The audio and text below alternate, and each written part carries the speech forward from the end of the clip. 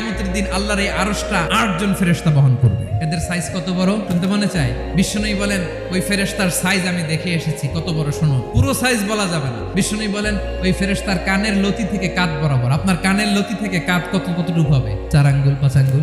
বিশ্বনবী বলেন ওই ফেরেশতাগুলোর কানের লতি থেকে কাঁধ বরাবর আসতে সবচেয়ে দ্রুতগামী যানবাহন, পৃথিবীতে সবচেয়ে দ্রুত চলে আলোর ফোটন। 1 সেকেন্ডে আলোর ফোটন, আলোর কণা ছুটে 3 লক্ষ কিলোমিটার বেগে। 1 সেকেন্ড কইতে তো 2 সেকেন্ড লাগে।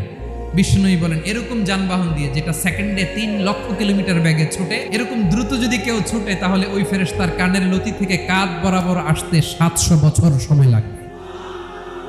সেজদায় যখন লুটিয়ে পড়েন এটা ভাববেন, আয় রে কারে সেজদা দেই আমি, তিনি কি সুমহান, কি সুবিশাল, ওই রবের গোলাম। আলহামদুলিল্লাহ পড়েন। যিনি ক্লান্ত হন না, যার লয় নাই, যার কোনো ক্ষয় নাই, যিনি ছাড়া আমাদের বাঁচার কোনো উপায় নাই। ঠিক কিনা বলেন?